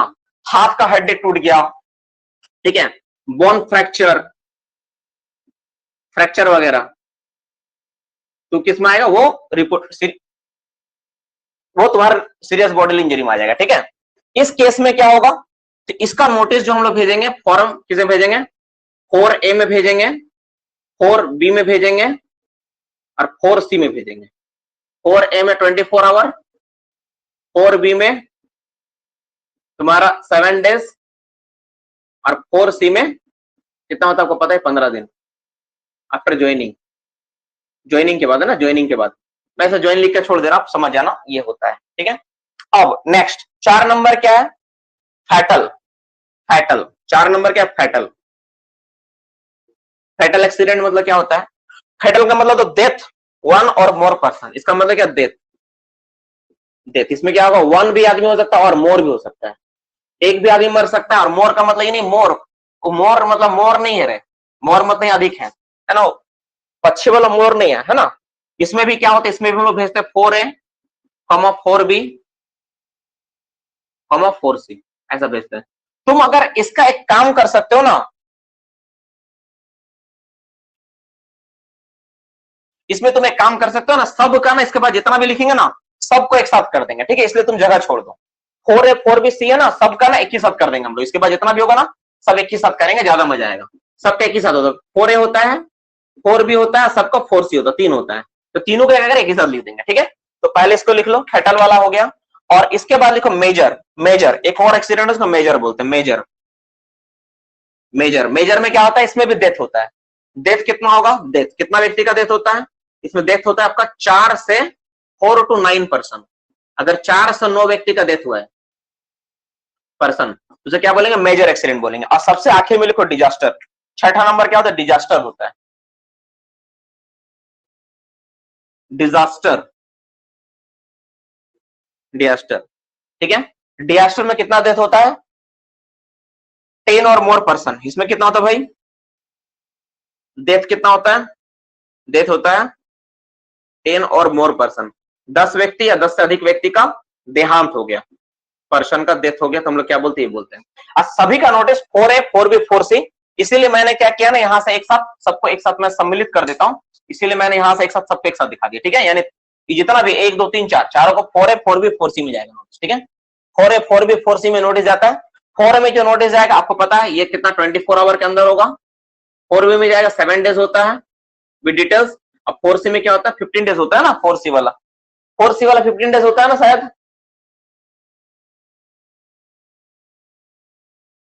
15 डेज आफ्टर ज्वाइनिंग, ये आफ्टर ज्वाइनिंग होता है, सॉरी 15 डेज में सारे डिटेल्स भेजना होता है। ज्वाइनिंग कहां से मिलेगा, जब उसका सारा चीज चला गया तो, ठीक है। तो मोटा मोटी सारा पार्ट रहा आपके सामने है, सारा कुछ आप देख लो। अब इसके बाद कभी तुम लोग मत पूछना सवाल कि सर माइनर इंजरी क्या है, ये क्या है, वो क्या है, इसी में सारा जवाब आपको मिल गया होगा। देख लो बाबू, ये नोट्स 2.1 का पार्ट है, इसलिए नोट्स 2.1 क्यों बोल रहे हैं, क्योंकि इसका पीछे कारण तुमको समझ में आ रहा होगा कि एक ही में सारा का सारा नोटिस, सारा का सारा एक्सीडेंट, सारा का सारा फॉर्म एक चार्ट के माध्यम से आपको समझा गया है।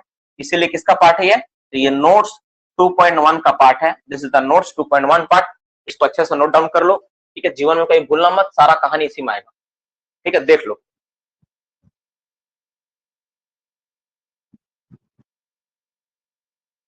ठीक है। अच्छा सा नोट डाउन कर लो इसको सारा कुछ को।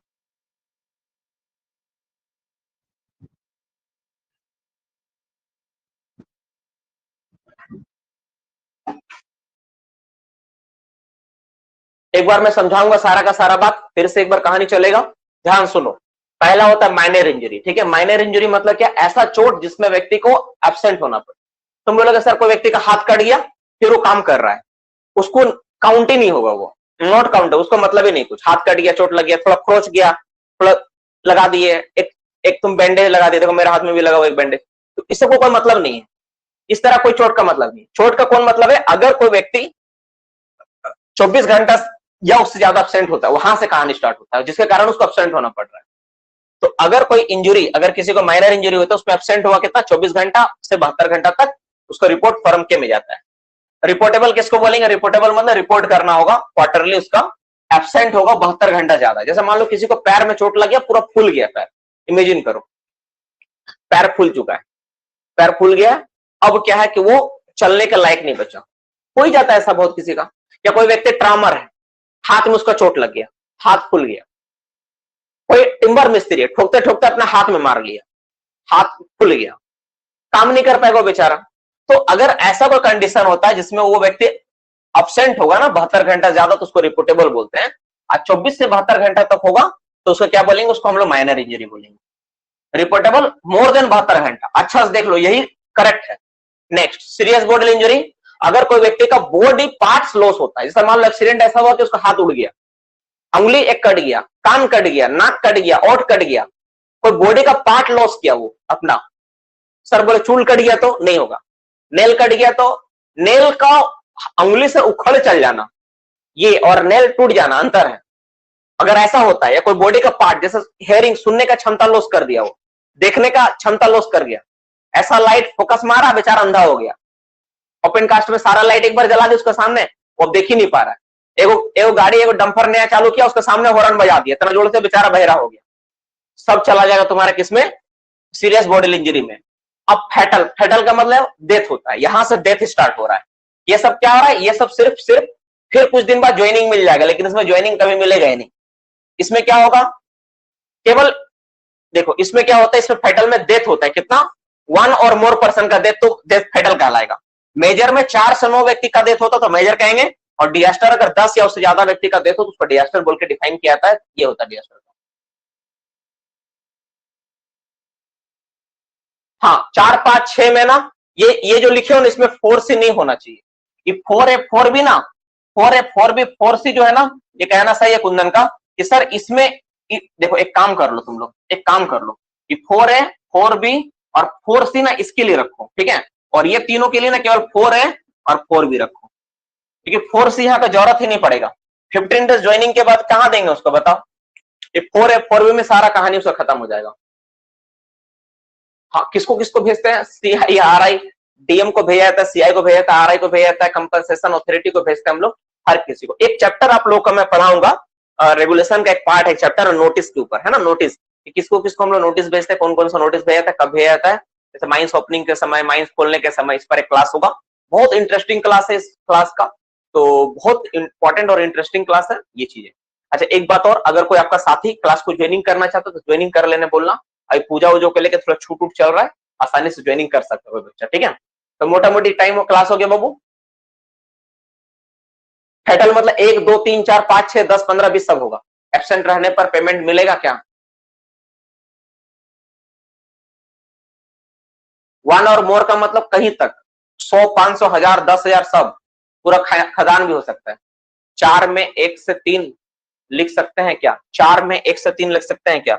मेजर मतलब डेथ नहीं, 4 में 1 से 3 4 में 1, 3, 5, 9, 10, 15, 20 सब आएगा।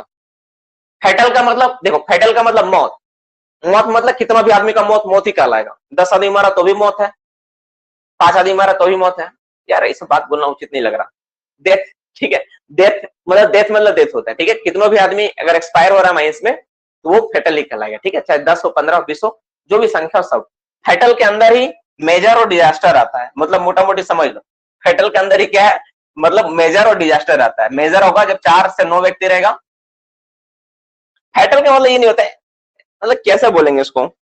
हाँ यही लिखा हुआ है। 1 से 3 को फिर क्या बोलेंगे, सवाल आता नहीं, 1 से 3 उसको कुछ एक वर्ड आता है उसमें, ठीक है, वो आता है। लेकिन यही है मोटा मोटी।